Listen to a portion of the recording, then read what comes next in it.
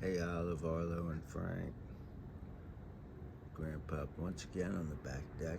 Good morning. I figured to strike while the iron is hot and do another chapter. Last time we looked at Jacob being sent to Paddan Aram to find a wife to be safe from Esau. And then we saw that he fell asleep out there in the desert. He had a dream that was very powerful, and he decided to tell God, well, if you keep me safe, then I'll give you a tenth of everything I earn. And we'll find that everything that he earns is because of God, not because of Jacob. This time we're going to look at him getting married and starting a family.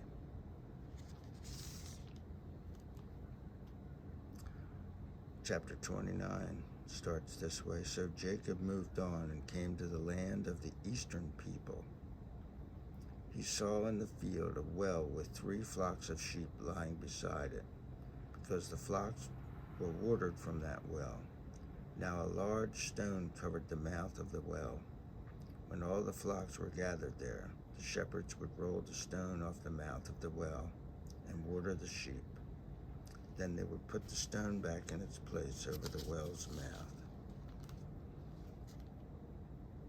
Jacob asked them, "My brothers, where are you from?" They replied, "We're from Haran." So he's in the right place. So he said to them, "Do you know Laban, the grandson of Nahor?" "We know him," they said. "Is he well?" Jacob asked. They replied, "He is well. Now look, here comes his daughter Rachel with the sheep." Then Jacob said, "Since it is still the middle of the day, it is not time for the flocks to be gathered. You should water the sheep and then go and let them graze some more." "We can't," they said, "until all the flocks are gathered and the stone is rolled off the mouth of the well. Then we water the sheep." So watering them isn't like watering plants. It's like give them water. While he was still speaking with them, Rachel arrived with her father's sheep, for she was tending them. When Jacob saw Rachel, the daughter of his uncle Laban, and the sheep of his uncle Laban, he went over and rolled the stone off the mouth of the well and watered the sheep of his uncle Laban. He's like Mr. He-Man, like, "Hey, look at me." Rescuing the damsel in distress, I guess. Then Jacob kissed Rachel and began to weep loudly. Now, it's not that he was making out with Rachel. He went up and he kissed her like the French kiss on both cheeks.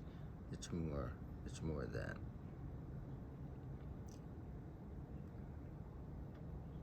When Jacob explained to Rachel that he was a relative of her father and the son of Rebekah, she ran and told her father.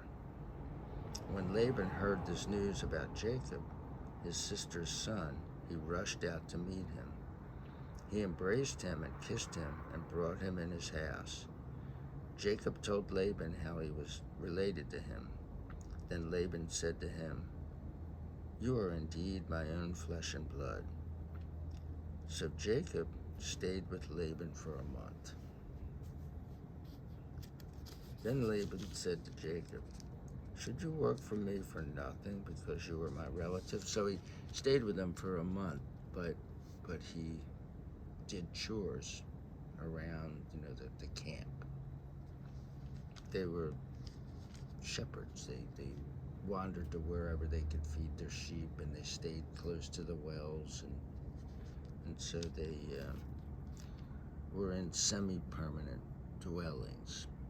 They might have moved seasonally for different reasons, but they lived in tents. And so Laban, the the schemer, says, "Should you work for me for nothing because you are my relative? Tell me what your wages should be." Now Laban had 2 daughters. The older one was named Leah, and the younger one Rachel.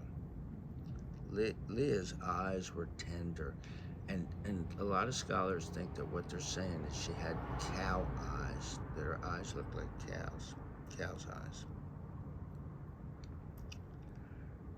But Rachel had a lovely figure and beautiful appearance. So Leah was kind of plain looking. She was a plain Jane.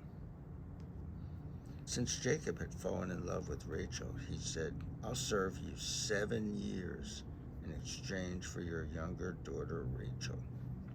So the thing is, normally he would have brought a certain amount of wealth into the relationship. There would have been a dowry for Rachel provided by Laban. And I think that was because if something happened, if something went down, that she'd be able to take care of herself. If her father's house wasn't available to her. But the man was supposed to bring a certain amount of wealth into it. So what he was saying is, I'm gonna work for you for 7 years, and by the time that 7 years is up, we'll both be wealthier than you are right now. Laban replied, "I'd rather give her to you than to another man. Stay with me." So he agrees to it. So Jacob worked for 7 years to acquire Rachel, but they seemed like only a few days to him because of his love for her. Because his love for her was so great. So he's a hopeless romantic. Finally, Jacob said to Laban, "Give me my wife, for my time of service is up. I want to have marital relations with her," which they didn't have. This is a pretty strict culture here when it comes to sex. So Laban invited all the people of that place and prepared a feast. That's the wedding feast. In the evening, he brought his daughter Leah and Jacob. And he brought his daughter Leah to Jacob. So now these women would have a face covering and everything, but in the dark of night, he slipped Leah in, and Jacob had sex with Leah. They had marital relations. Laban gave his female servant Zilpah to his daughter Leah to be her servant. In the morning, so they go to sleep, and then the sun comes up, and he looks over. In the morning, Jacob discovered it was Leah. So Jacob said to Laban, "What in the world have you done to me? Didn't I work for you in exchange for Rachel? Why have you tricked me?" And this is what Laban said. "It's not our custom here," Laban replied, "to give the younger daughter in marriage before the firstborn. Complete my older daughter's bridal week, then we will give you the younger one too, in exchange for 7 more years of work." Now, a lot of people think that he had to work 7 more years just married to Leah, but really it was he fairly soon after the marriage feast was up to 7 days. This is what I believe anyway, that he got Rachel. So he got Rachel fairly soon after Leah.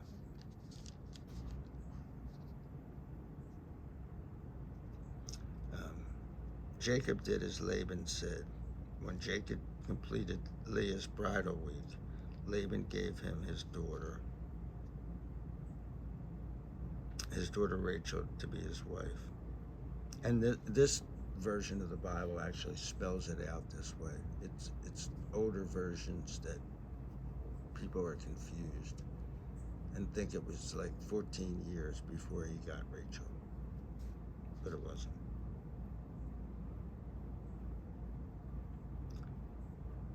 Laban gave his female servant Bilhah to his daughter Rachel to be her servant. Jacob had marital relations with Rachel as well.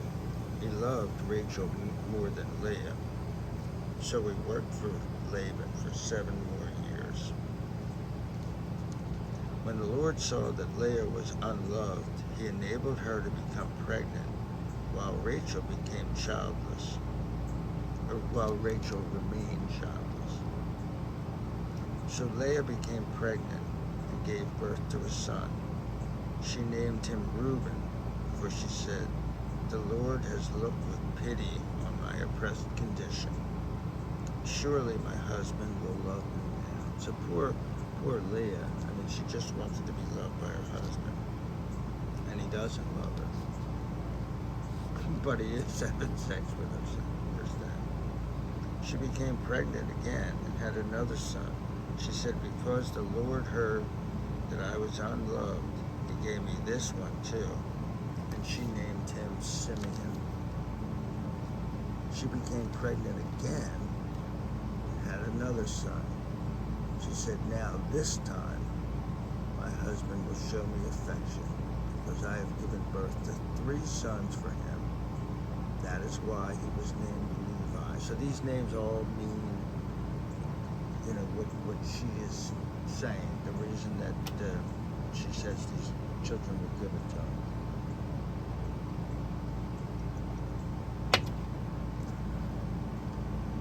She became pregnant again and had another son. She said, "This time I will praise the Lord." That is why she named him Judah. And she stopped having children. Judah is very important for various reasons. The others lose the birthright, and Judah eventually gets it. And it's through Judah that King David comes, and eventually Jesus. So that's very important. So next we're going to look at how they start having a bunch more kids. They wind up having 13 that we know about. 12 sons and at least 1 daughter. Anyway, until next time, peace out.